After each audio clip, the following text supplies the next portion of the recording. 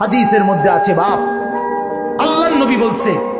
যখনই জমিনে কোনো বান্দা নাফরমানি করে তখন ওই জমিনের ওই বান্দার পায়ের নিচের মাটিটা জমিনটা আল্লাহর কাছে আবেদন করে, আল্লাহ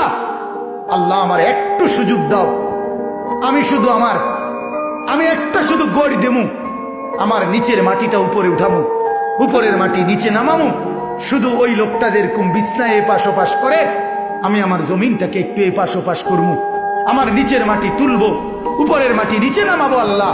এরে নিয়া আমি শুধু একটা উল্টানি দিতে চাই, তুমি আমার অনুমতি দাও। রব্বুল আলামিন তখন বলে ওই জমিনকে, না তুই এমন করিস না, ও যে আমার বান্দা, ওরে না আমি বানাইছি, ওরে আমি বানাইছি, এই জমিন আমি কায়নাত আমার হুকুম দিয়ে বানাইছি, আর ওরে আমি হাত দিয়ে বানাইছি, আমার হাতে বানাইছি, আর নাক আমি লাগাইছি, আর চোখ আমি লাগিয়েছি, আর কান আমি লাগিয়েছি, আর হাত আমি লাগাইছি। আরে আমি সেই মাওলা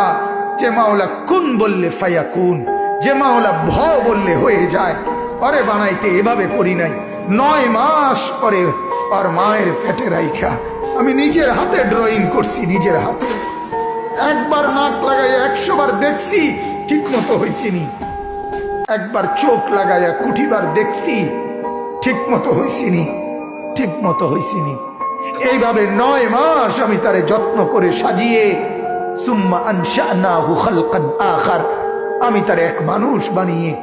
এরপরে মায়ের পেট থেকে আমি বের করেছি। যাকে আমি এত যত্ন করে বানাইছি রে, তারে এত অল্পতে কেমনে মেরে ফেলি? না তুই একটু ক্ষান্ত হ, দেখি না ও তওবা করে কিনা, ও ফিরে আসে কিনা, দেখি না। পাকিস্তানের হযরত মাওলানা সৈয়দ আব্দুল মজিদ নদীম সাহেব রহমতুল্লাহ আলাইহি বলতেন যে এক ভেগে যাওয়া সন্তান মাকে ত্যাগ করে, বাবাকে ত্যাগ করে যেই সন্তান চলে গেছিল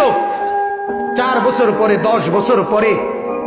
10 বছর পরে সেই সন্তান যদি মার কাছে ফিরে আসে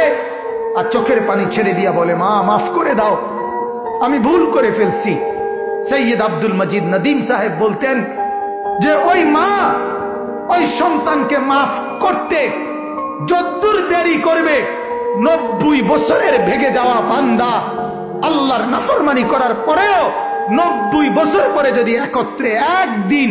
এক রাত গভীরে আল্লাহর কাছে চোখের পানি একবার ছেড়ে দেয়, আল্লাহ তাআলা ওই মার আগে রব্বুল আলামিন তাকে মাফ করে দেন।